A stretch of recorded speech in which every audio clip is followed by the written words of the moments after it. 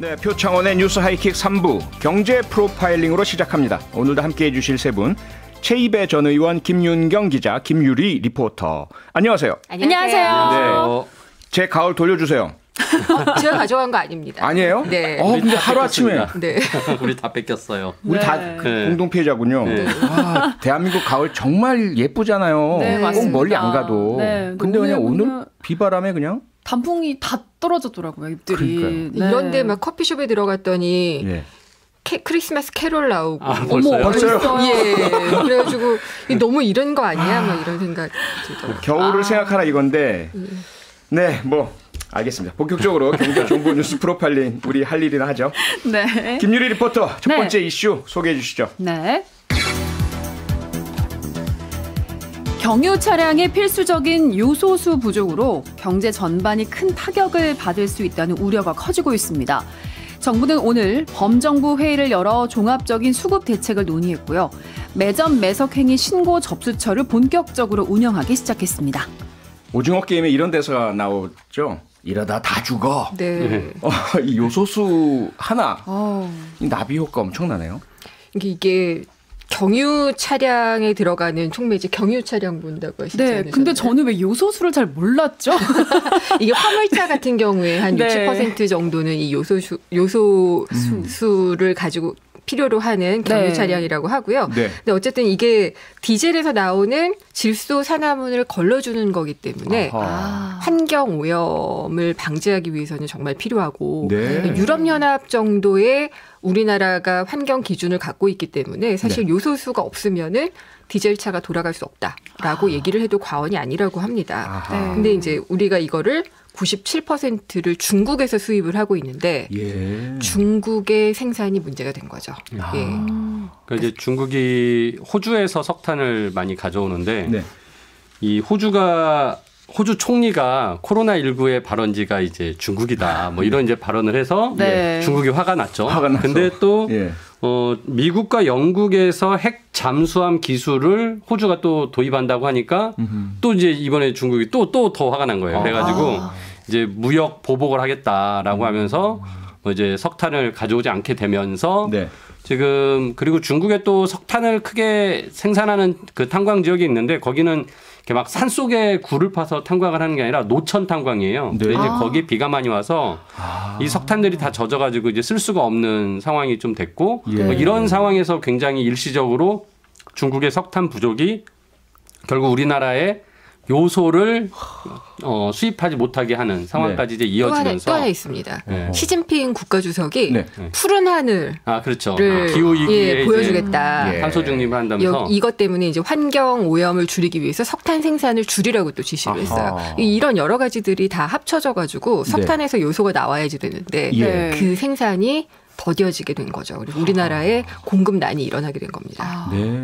이렇게 사정이 점점 심각해지니까 정부가 요소수를 매점 매석하거나 불법적으로 유통하면 처벌하겠다 뭐 이렇게 밝혔는데 근데 지금 온라인 중고장터 예, 보통 많이들 쓰시는 중고나라나 당근마켓 이런 데 검색만 해도요. 네.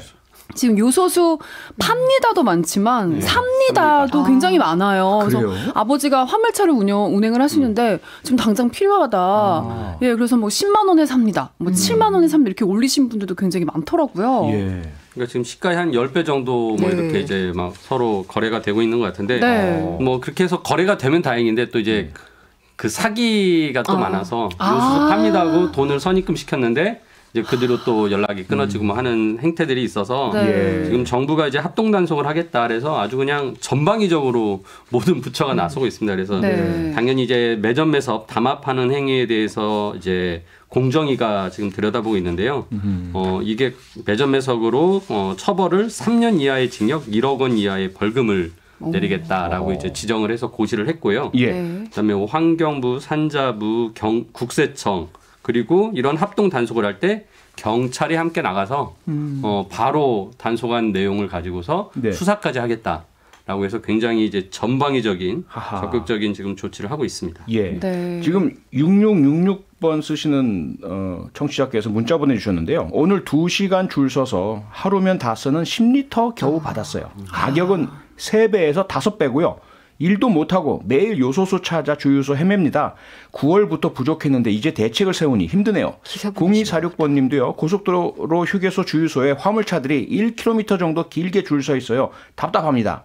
그런데 최 의원님이나 김 기자님 말씀을 종합을 하면 이게 뭐 중국 호주 간 무역 분쟁 네. 그리고 시진핑 주석의 그런 푸른 하늘 또 노천 탄광의 비 이게 뭐 최근 일이 아니라 상당히 오래전부터 시작된 거 아닙니까? 그러면 그렇죠. 그때부터 뭔가 예상을 하고 대책을 세웠어야 되는 거 아닌가요? 근데 이제 이 요소를 네. 중국에서 한 97%를 지금 저희가 들여오고 있기 때문에 예. 대책을 사온다고 해도 진짜 97% 사온 데서 공급망이 막혀버리면 뭐 이거를 어떤 대책을 세울 수 있었을까라는 좀 생각도 들긴 해요. 근데 물론 뭐 지금 3% 정도의 다른 곳에서 사오는 곳에서 지금 더 수입을 해오기 위해서 네. 뭐 지금 오늘 발표한 거 보면은 일단 호주에서 2.7만 톤의 요수수를 가져오는데 그 이제 빨리 가져오려고 군용기를 보내서 가져오겠다라고 했고요. 예. 베트남 등 이제 다른 국가에서 1만 톤의 요소를 가져오는데 요소 1톤으로 요수소 3톤을 만든다고 합니다. 네. 그러니까 이제 그렇게 이제 또 요소를 직접 들여오는 걸 하기로 했고 또 군에서 가지고 있는 예비분이 있는데 이거를 이제 풀어서 또 하기로 했고 그리고 이제 국가가 좀 이런 수입이 원활하게 하기 위해서 관세가 6% 정도 되는데 이거를 0%로 일시적으로 인하하겠다라는 등의 조치들을 취하고 있는데요. 네. 이게 진짜 근본적인 해결책이 될지는 잘 모르겠습니다. 근데 수입선을 다변화해야 된다 뭐 이런 얘기를 하지만 예. 사실 경제성, 뭐 채산성 같은 것을 생각을 하면은 이게 수입선을 갑자기 다변화하기도 어려운 것이 그쪽에서도 공급선을 다변화하겠다는 결정이 또 있어야지 되잖아요. 네. 그리고 중국에서 생산하고 있던 것들을 그냥 가져오는 것이기 때문에 예. 약간 좀 앉아서 당한다는 생각도 있는데 이럴 때 나오는 얘기가 이제 전략물자로 그럼 지정하면 어떠냐 아하. 이런 얘기가 나오는데 정부가 그럴 입장은 아닌 것 같아요. 왜 아니죠? 그러니까 전략물자로 한다고 하더라도 네. 실익이 그다지 없다라고 판단을 하고 있는 것 같아요. 그래서 이게 그러니까 뭐라고 해야지 되나 수입에 수출을 할 때는 전략물자가 통제를 할 수 있지만 수입에 대해서는 그다지 이제 우리가 어쩔 수 통제를 없으니까. 할 수도 있는 부분이 없고요. 그다음에 네. 이제 전략물자로 할 경우에는 바세나르 협정이나 이런 것처럼 다국 간에 네. 그러니까 여러 나라 간의 합의가 이루어져야지 되는 거라고 합니다. 아하. 그렇기 때문에 그런 지정에 대한 계획이 없는 걸로 보이기 때문에 특히나 이번에 이제 중국발 이 공급망 불안 때문에 뭐 다른 원료 가격도 치솟고 네. 있잖아요. 네. 지금 얘기 들어보니까 예. 요소수만 국한된 게 아니라 네. 뭐 마그네슘, 맞아요. 예. 알루미늄 이런 어허. 소재들 가격도 들썩이고 있다고 얘기가 나오더라고요. 그래서 근본적인 어떤 대책을 짜려다 보면은 이게 좀 더 첩첩산중처럼 느껴지는데 그렇다면은 외교력의 그 어떤 개입이 필요한가라고 생각을 하게 되는 부분도 분명히 좀 있는 것 같아요. 네. 예. 0273님께서요. 우리나라에서는 못 만드나요? 답답하네요. 못 만드는 건 아니잖아요. 다 철수를 했어요, 거의. 아하. 그러니까 아예. 거의 이제 생산성이 없다고 본 그렇죠. 거죠. 이제 공장을 예. 다 문을 닫았고요. 예. 우리나라 이제 생산 시설이 없는 거죠. 그러니까 이것 때문에 다시 생산 시설 공장을 지어야 된다라고 했을 때 네. 과연 이제 어떤 기업이 다시 나서서 할지 뭐 이걸 국가가 해야 되는 건지 뭐 이런 이제 문제가 있는 건데 예. 앞서 말씀하신 대로 이제 마그네슘, 알루미늄 그리고 우리가 이제 또 그 반도체 만들 때 쓰이는 산화 텅스텐, 네. 그다음에 그 네오디움 연구자석이라고 네. 그 또 전자제품에 들어가는 게 있고요. 네. 그다음에 2차 전지 핵심 소재인 수산화 리튬이 있는데 이런 것들이 뭐 80%에서 90% 가량을 중국에서 수입하고 있어요. 아하. 그러니까 이제 중국에서 자꾸 이런 공급망에 이제 교란이 생기면은 그때마다 이제 문제가 될 수 있기 때문에 이번 경험을 우리가 바탕으로 좀 미리 좀 중요한 소재들은 좀 축적을 좀 해놔야 될 것 같고 네. 그것보다도 이제 중국하고 어떤 외교적인 문제들로 좀 해결할 수 있는 부분들도 노력을 해야겠죠. 그리고 네. 우리가 이런 제품들이 안 들어와서 뭐 반도체를 못 만들거나 전자제품을 못 만들면 또 중국 역시 불편해지는 거거든요. 아하. 그러니까 그런 부분들을 상호 같이 노력할 수 있도록 네. 외교적인 채널들을 좀 더 적극적으로 활용해야 될 것 같습니다. 예. 5852님께서 문자 주셨네요. 오늘 10리터 8만 원에 겨우 샀네요. 이런 문자 계속 좀 들어오고 있습니다. 네. 잠시 저희 광고 듣고 와서 요소수 이야기 조금 더 깊이 해보겠습니다. 네, 경제 프로파일링 최이배 전 의원, 김윤경 기자, 김유리 리포터 세 분과 지금 요소수 문제 이야기 나누고 있습니다. 네. 해리제 님께서 남겨주신 글이네요. 중국에 대한 의존부터 끊어야 합니다. 유튜브에 남기신 글인데 상당히 좀 강한 글이신데 김민경 기자님 이거 중국 의존 끊고 다변화 이게 답이 되나요? 글쎄요. 이게 중국과의 관계를 단번에 끊기는 지금 경제 구조가 너무 밀접하게 얽혀있기 때문에 쉽지 않은 것 같고요. 네. 결국 이게 또 안보 문제는 외교 문제로 이어지기 때문에 쉽지 않을 것 같고 네. 그다음에 이제 수입선을 다변화한다고 해가지고 지금 뭐 사우디아라비아, 카타르, 베트남 뭐 이런 데서 지금 사온다고 얘기를 하잖아요. 요소수 같은 경우에는. 네. 근데 이게 중국에서 들여올 때는 생산 가격도 그렇지만은 다 거리가 워낙 짧잖아요. 그렇죠. 그러니까 물류비 부담이 없으니까 가격이 쌌는데 이런 먼 곳에서 들여오면은 물류비 부담이 늘어나니까 요소수 가격이 또 올라갑니다. 그러면 또 우리나라 물가가 들썩일 수도 있는 거고 이런 문제가 있기 때문에 무조건 다변화하는 것도 답은 아닌데 그래도 어느 정도는 좀 분산을 해놓는 게 좋지 않느냐 이런 얘기가 있고 그러니까 이제 내재화 우리나라에서 생산하는 건 어떠냐 이렇게 얘기를 하셨지만은 이미 이제 경제성이 없다라고 판단을 해서 기업들이 접은 것이기 때문에 그 또한 쉽지가 않을 것 같습니다. 최 의원님, 우리가 지금 요소수 문제뿐만 아니라 앞서 김유리 리포터께서 뭐 마그네슘이라든지 다른 그 원자재 문제 이야기도 해주셨고요. 전반적으로 중국에 대한 경제 의존도 그리고 원자재 의존도 너무 높지 않느냐. 그렇죠. 이거 어떻게 해야 되죠? 그러니까 이게 우리가 그 자유무역 시대에는 이게 서로 국가마다의 역할을 이렇게 정해주고 서로 경제성이 높은 거를 만들어가면서 서로 열심히 무역을 하면 됐는데. 지금 굉장히 이제 보호무역주의가 강해지고 또 뭐 이제 거기다 기후위기 문제 등 탄소 중립에 대한 뭐 어떤 정책까지 겹치면서 지금 일시적으로 나오는 문제들이에요. 그래서 이게 저는 영구히 장기적으로 갈 문제들은 아니기 때문에 뭐 그때그때 처방은 필요할지 모르겠지만 뭐 이것 때문에 국가가 모든 것을 내국화할 수는 없다라는 생각이 들고 아무튼 아까 말씀드린 대로 이 어떤 원자재들을 이제 중국에서 만일 못 사오게 되면 중국 역시 우리나라에서 생산되는 반도체나 전자제품 같은 걸 또 못 사가게 되는 거거든요. 그러니까 이제 이런 부분들을 서로 상조할 수 있도록 이제 충분한 외교적인 노력들을 해야 되고요. 저는 뭐 또 약간 좀 다른 얘기는 하지만 우리가 북한에 굉장히 많은 그 자연자원이 있지 않습니까? 그러니까 이제 빨리 이게 뭐 좀 북한과의 관계가 원만해져서 우리가 북한의 자원들을 활용할 수 있는 기회들이 있다면 뭐 이런 부분들은 좀 국내적으로 해결할 수 있는 뭐 그런 기회도 있을 수 있다라는 생각도 듭니다. 그렇게 되면 얼마나 좋겠습니까? 그러니까 빨리 종전선언부터 해야 되는데. 이런 정치적 이야기. 네. 그 견해에 따라 많이 또 시각이 다르니까 무엇이 어떻게 먼저 오고 어떻게 풀어야 될지 목표는 같더라도 말이죠. 그리고 요소가 또 비료의 원료로도 쓰여요. 그렇죠. 저도 그 얘기를 들었거든요.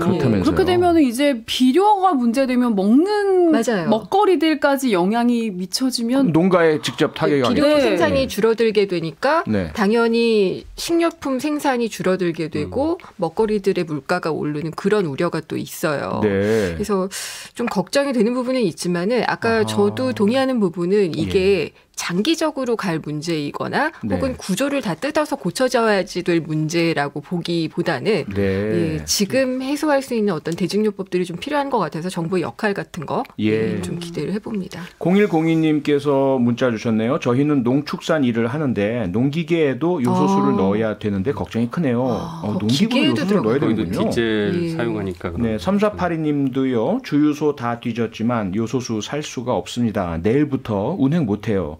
이런 제보 계속 많이 들어오고 있고 두 분 다 일단 응급하게 대책 마련을 해야 한다. 하지만 장기적으로는 아마 잘 풀릴 것이다. 이런 말씀을 주셨는데 어떻습니까? 앞서 최 의원님께서 긴급 베트남 등에서 들여오는 물량 이 부분들 일단 문제 해결이 될까요? 일단은 뭐 전체 우리나라 연간 차량이 사용하는 요소수가 22만 톤이라고 하거든요. 근데 이제 호주에서 지금 2만 7천 톤을 가져온다고 하고 또 베트남 등에서 1만 톤의 요소 가져오면 그게 이제 한 3만 톤 정도의 요소수로 또 전환을 시킬 수 있으니까 일단은 이런 게 빨리 들어오면은 급한 물량들은 해결되지 않을까라는 생각하고요. 일단 군에서 비축한 양이 좀 되는 것 같습니다. 그래서 이 부분이 이제 긴급한 게 좀 풀려지면은 당장에 좀 숨통은 열리지 않을까. 그럼 당장의 숨통을 트이고 나면 중국 측에서 그 요소 수출에 대한 지금 걸림돌되는 문제들 해결해 주게 되나요? 그 부분은 지금 아직 그 중국에 하고는 우리가 지금 얼마나 대화가 되고 있는지 모르겠습니다. 그러니까 중국의 상황들이 아까 말씀하신 외교적 노력이라는 말씀이죠. 필요한 거죠. 예. 알겠습니다. 네, 경제 프로파일링 두 번째 이슈로 넘어가죠. 김유리 리포터. 네. 은행권에서 소위 희망퇴직 행렬이 이어지고 있습니다. 지난달 SC제일은행에 이어서 한국시티은행이 현재 희망퇴직을 접수하고 있는데요. 올 초 이미 희망퇴직을 실시한 시중은행들을 포함하면 약 4천 명의 은행 직원이 짐을 쌀 것이라는 예상입니다. 아니 올 들어 금리도 크게 올랐고요. 은행들 이익 엄청날 것이다 계속 보도해서 제가 봤는데 4천 명이 넘는 은행 직원들이 희망퇴직한다? 왜 이렇게 된 거죠? 엄청난 규모의 희망퇴직 왜 그런 실적이 거죠? 좋아서 가능한 겁니다. 아 그래요? 예, 일단은 역설이네. 실적이 좋은 게 우리가 모두 영끌에서 대출을 받아가지고 금리는 또 올라가고 이러니까 이제 은행들은 실적이 좋을 수밖에 없고요. 네. 그런데 이제 디지털화가 진행이 되니까 아하. 예전에 은행에 많이 필요했던 인력들은 점점 더 줄어들고 있고 그러니까 이 기회에 좋은 조건의 명예퇴직을 할 수 있게 해주겠다. 희망퇴직을 받아주겠다라고 네. 하니까 많은 그 지원자들이 나오고 있다고 하고요. 네. 뭐 이제 만으로 50이 넘지 않아도 대상으로 또 포함이 됐기 때문에 그 구조조정이라고 얘기하기는 좀 그렇고요. 희망퇴직자가 뭐 4천 명 정도까지 올해 될 것 같다. 이런 추정들이 좀 나오고 있습니다. 그러니까 희망퇴직을 하시면 얼마씩 퇴직금으로 받으시길래 본인이 원해서 하시는 거죠? 뭐 4, 5억에서 많게는 7억까지도 이야기가 나오더라고요. 그래요? 예, 그거는 이제 은행별로 또 직급별로 많이 다르실 것 같아요. 그러니까 그게 퇴직금 포함 있는 거야? 아니면 퇴직금 이외에 다른 돈을 또 주는? 위로금도 있고 자녀 학자금도 있고 이런 것들도 주기 때문에 이 좋은 기회에 또 이제 제2의 인생을 꿈꾸면서 퇴직을 하시는 분들도 생겨나는 거죠. 이제 명예퇴직을 하게 되면 자신이 이제 정년까지 받을 어떤 기본급을 미리 땡겨서 이제 그 퇴직 위로금으로 받는 거거든요. 네. 그러니까 이제 뭐 물론 뭐 이제 말씀대로 은행마다 뭐 다 그런 게 차이가 있겠지만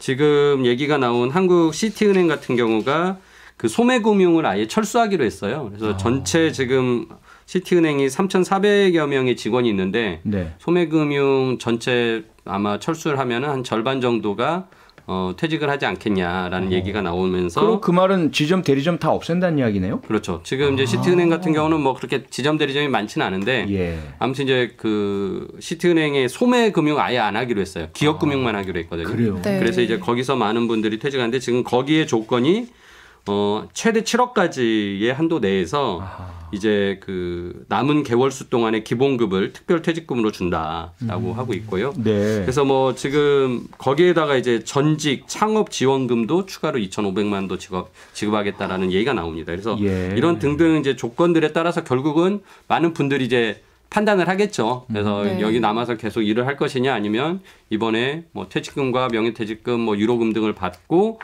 새로운 뭐 사업을 하든지 새 출발을 할 것이냐 이런 이제 얘기가 나오는 것이고요. 네. 그래서 지금 말씀대로 우리나라 이제 그 은행들이 돈을 많이 버니까 이 현금을 지급할 능력이 되니까 이런 명예퇴직도 그러니까 하는 이제 거죠. 실행을 하고 있는 곳간이 차 있으니까 이것도 줄 수 있는 여력이 있는 맞습니다. 거잖아요. 예, 그런 그러니까 두 분 말씀을 종합을 하면 일단 은행들이 이 업무 디지털화가 가속화되면서 이 직원들이 많이 필요해지지 않았다. 그렇죠. 그런데 그분들에게 희망퇴직을 하려니 그동안은 여력이 없었다.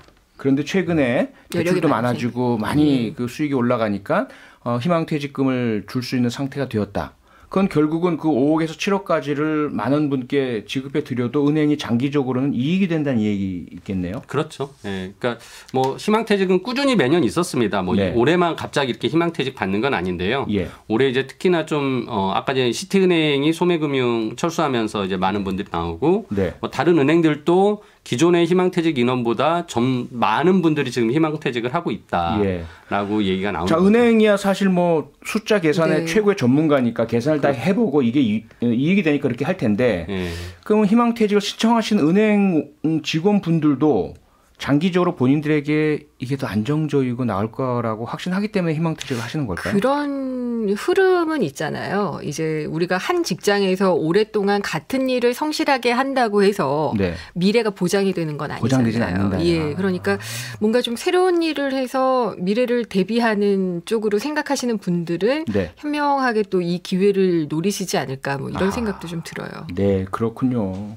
아니, 그런데 이게 은행권뿐만이 아니라면서요. 유통업체 롯데백화점 지난달에 희망퇴직 대거 받지 않았습니까? 그러니까 롯데백화점 같은 경우에는 뭐 인원이 덜 필요하다 뭐 이런 것보다는 네. 좀 체질을 좀 개선을 하자. 체질 개선. 예, 그런 차원에서 나온 거라고 그래요. 그래서 뭐 이게 어떤 내용으로 그 조직을 개선하겠다는 건지는 구체적으로는 모르겠지만 예. 어쨌든 사회 변화 흐름에 맞춰서 가겠다라고 이야기를 하면서 네. 그러니까 효율적으로 인력을 구조를 좀 배치를 하고 그다음에 이제 그러니까 자꾸 구조조정이라는 얘기가 나오네요. 입에 붙어졌어. 명예퇴직을 한 분들을 대체하는 자리로는 네. 또 채용형 인턴이라든지 이렇게 새로운 인력들을 좀 수혈을 하고 있다고 그래요. 네. 그러니까 뭐 말하자면은 새 피를 받아들이는 젊은 피를 받아들이는 젊은 피를 건가요? 받아들이는 그런 조직 개선, 뭐 네. 체질 개선 이런 것들을 좀 꾀하고 있는 것 같습니다. 네. 근데 그 말씀을 제가 듣다 보니까 예. 글쎄요. 그 롯데백화점 측에서 이렇게 표방하는 이유는 네. 그거 같은데 들리기에는 비용이 많이 들어가는 고임금에 그럴 수 정규직 있죠. 일자리는 많이 네. 줄이고 예. 임금이 상대적으로 싼 젊은 비정규직들을 늘린다 이렇게 들리네요. 그러니까 제가 자꾸 구조조정이라는 얘기가 실질적으로 그렇다는 마음속에 생각이 있으시군요. 사실상의 구조조정을 아하. 하는 방법인데 예. 조금 더 신사적이고 조금 더 논리적으로 네네. 할 수 있게 되는 방편 중에 하나겠죠. 그러니까 이제 롯데백화점, 그러니까 유통업계가 굉장히 빠르게 온라인 쇼핑 쪽으로 이제 변해가고 있잖아요. 네. 특히나 네. 이제 지난번에 이제 이베이 코리아가 이렇게 이제 옥션이랑 이런 매물이 나왔을 때 누가 예. 인수하느냐 굉장히 막 그 관심도가 많이 네네. 높았는데 그때 이제 롯데가 그때부터 이제 자신들이 굉장히 그 온라인에서 뒤지어서 이 부분을 이제 전환하겠다라는 얘기를 했었고요. 그때도 이제 제가 이런 인터뷰를 하면서 이거를 꼭 그분들을 잘라서가 아니라 그분들을 진짜 어떻게 보면 디지털화 시키는 재교육과 재훈련을 통해서 그렇죠. 그분들이 온라인 쪽에 이제 또 강화시킬 수 있는 인력으로 만들면 되지 않겠냐. 그래서 네네. 이게 이제 예전에 그 핀란드의 노키아라는 네. 이제 맞습니다. 그 핸드폰 예. 회사가 네. 문을 닫을 때 그때 당시에 이제 노키아 브릿지 프로그램이라고 해서 바로 퇴직시키기보다는 재훈련 재교육을 통해서 다른 일을 할 수 있게 만들어주거나 전직할 수 있게 하는 훈련 그 과정들을 거쳤거든요. 그래서 경남 조선소에서 그 실직 노동자들 위해서도 그렇게 했잖아요. 그렇죠. 전환 프로그램. 예, 그래서 이제 그런 프로그램들을 좀 운영하면 좋았을 텐데 아무튼 롯데는 뭐 희망퇴직을 받아서 한 500명 정도가 나갔다고 하시고요. 아하. 이번에 이제 새롭게 신규 채용을 하는데 아무튼 젊은 사원들을 이제 대거 뽑는다라는 지금 상황입니다. 그래서 이게 뭐 유통이나 뭐 그 은행이나 다 이게 디지털화되면서 네. 이게 일자리의 어떤 전환이 굉장히 빠르게 되는 거죠. 네. 예. 근데 이제 저도 보면은 점점 뭐 질 좋은 일자리는 사라지는 느낌이고 네네. 점점 기계로 대체되고 맞아요. 그 동네만 해도 무인 카페가 맞아요. 요즘 많아졌고요. 예. 무인 밀키트 가게도 많아졌어요. 그러게요. 사람이 점점 필요 없어지는 건가? 이런 좀 씁쓸한 생각이 자꾸 드는데 이거 그러니까 고용하는 입장에서는 인건비가 많이 상승을 하니까 네. 그런 걸 생각을 하면은 기술의 진보가 같이 이루어지고 있어. 그러면은 나는 기술을 택하겠어라고 이제 경영주는 선택을 할 수가 있는 거고 네. 무인 점포 같은 경우에 요즘 젊은이들은 사람한테 주문하는 것보다 키오스크로 주문하는 게 훨씬 좋다고 얘기들을 해요. 젊은이 입장에서 저는 젊은이가 아닌가 봐요. 저도 젊은이들은 무인 카페 너무 불편하던데요. 라고 얘기를 복잡해요. 했거든요. 네. 예. 그래서 뭐 아마존 고라고 이제 아마존에서도 그런 매장이 나왔잖아요. 그냥 내가 물건을 사가지고 나오기만 하면 돼요. 그럼 바코드가 알아서 인식을 해가지고 내 신용카드로 그냥 결제가 되는. 네. 그렇게 해가지고 계산원 인력이 전체 미국 노동 인구의 한 2% 정도나 되는 계산원들이 사라질 수 있다. 이런 또 분석이 나오기도 했거든요. 네. 그러니까 그러고 나면은 또 채용하는 인원은 대체로 보면은 비정규직 일자리가 많아요. 네. 아까 일자리의 질을 이야기하셨지만 네. 네. 그렇게 되는 걸 좀 생각을 해보면은 우리가 일자리의 그 미래에 대한 고민을 정말 전환기를 맞아서 좀 본격적으로 해야지 되는 시기다 이런 생각이 좀 들죠. 네. 네, 지금 이 문제가 현재의 엄마 아빠 세대가 당면하고 있지만 거기서 그치지 않고 청년 세대 또 그 다음 세대까지 점점 줄어드는 일자리로 이어지지 않을까라는 걱정이 드네요. 네, 세 번째 이슈 김유리 리포터 전해주시죠. 단계적 일상 회복이 시작된 이후 소비자들의 씀씀이가 커지고 있다는 진단이 나오고 있습니다. 소비 현장 곳곳이 지난해 연말과는 확연히 달라진 모습을 보이고 있고요. 국제선 항공 탑승객이 증가해서 이른바 보복 여행이 시작되는 게 아니냐는 희망 섞인 전망도 나오고 있습니다. 네, 보복이라는 말이 좀 무섭긴 한데 단계적 일상 회복 벼려왔다 이거죠. 누구한테 네. 보복하는지 저한테는 아니길 바라고요. 단계적 일상 회복 이제 일주일밖에 안 됐잖아요. 근데 벌써 씀씀이 커진 게 확인이 된다고요? 수치로는 확인이 안 되는 것 같고요. 네. 제 주변에서는 씀씀이가 그렇게 커진 것 같진 않은데 그러게요. 기사에서 많이 보여요. 이게 제 주변에서는요. 요즘에 네. 또 인터넷 쇼핑몰에서 뭐 빅스마일데이, 뭐 11절 그렇죠. 이런 식으로 네. 온라인 예. 쇼핑몰에서 지금 대거 할인을 또 하고 있으니까 맞아요. 그거 노리는 분들이 진짜 많이 있었거든요. 그래서 코리아 세일 페스타라고 이제 곧 시작을 하잖아요. 네. 거기에다가 조금 더 지나면 이제 광군절, 중국의 광군절이 네. 빼빼로데이잖아요. 11월 11일. 예. 그리고 이제 블랙 프라이데이 미국 네. 26일. 이러니까 이제 그걸 좀 이어가서 내수가 살아났으면 좋겠다. 뭐 이런 좀 바람이 담긴 기사들이 좀 많이 나오는 것 바람이 같아요. 담긴 코리아 세일 페스타는 이미 시작했다고 하네요. 아, 지금 하고 네네. 있는 네. 중인데 우리는 모르고 있죠. 저는 곧 시작할이라고 생각하고 있는 거죠. 소외된 사람들인가요? 근데 이제 뭐 이런 게 지금 저 김유리 리포터 말씀하신 것처럼 예. 온라인 쇼핑 쪽에서 굉장히 이제 매출이 증가하고 있다라는 이제 뭐 데이터들이 좀 나오나 봐요. 근데 솔직히 역시 시작한 지 온라인. 며칠 안 됐기 때문에 네. 이게 이제 뭐 우리가 실질적으로 진짜 그렇게 느껴지기는 잘 않는 거죠. 근데 아무튼 뭐 정부에서는 이런 기회에 좀 소비 진작을 위해서 뭐 여러 가지 지금까지 내놨던 뭐 정책들이 있었잖아요. 그래서 신용카드 이제 많이 쓰면은 뭐 일부 지원금 주기도 하고 예. 뭐 소비 쿠폰 이렇게 해가지고 소비 활성화 하게 하는 이런 정책들을 하고 있기 때문에 굉장히 좀 많이 좀 홍보하고 예, 또 언론들도 좀 빨리 이런 것들을 좀 널리 알렸으면 좋겠다 네. 하는 이제 그런 상황에서 뭐 이런 기사들이 좀 많이 나오지 않았나 싶네요. 네. 네. 근데 사실 그동안 이제 일상 회복하면 기다렸던 게 네. 해외 여행이잖아요. 네. 어떤가요? 지금 뭐 공항 출국자는 많아졌나요? 아니, 공항에 가보지 않아서 잘 모르겠습니다만 예.